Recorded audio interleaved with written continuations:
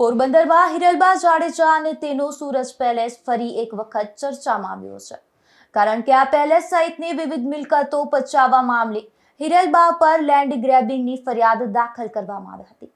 ત્યારે પોલીસે તેની ધરપકડ કરી રિમાન્ડની માંગણી કરી હતી, જે કોર્ટે નામંજૂર કરી છે।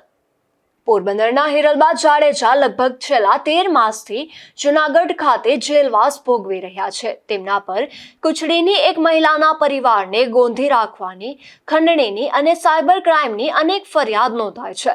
ત્યારે કુતિયાણાના પૂર્વ ધારાસભ્ય પુરાભાઈ મુંજાભાઈ જાડેજાના યુકે ખાતે રહેતા પત્ની ચૌલાબેને પોલીસ ફરિયાદ નોંધાવી છે કે મૂળ ઝવેરી બંગલાના નામે ઓળખાતા સુરજ પેલેસ અને આજુબાજુના વિસ્તારના કેટલાક પ્લોટ સહિતની મિલકતો પર છેલ્લા 10 વર્ષથી હિરલબા જાડેજાએ કબજો જમાવ્યો છે।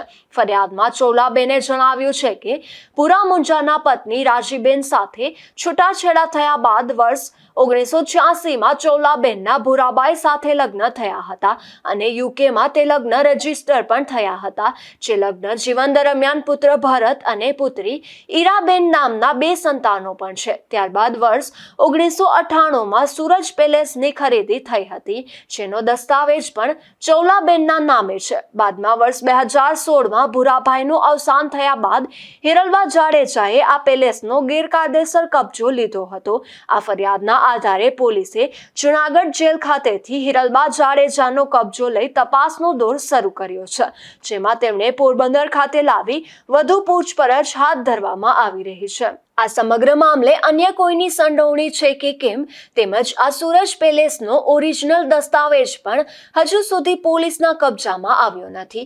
ત્યારે તે દસ્તાવેજ કબજે લેવા માટે સહિતના મુદ્દાઓને લઈને પોલીસે બુધવારે કોર્ટમાં રજૂ કરી તેમના રિમાન્ડની માંગણી કરી હતી।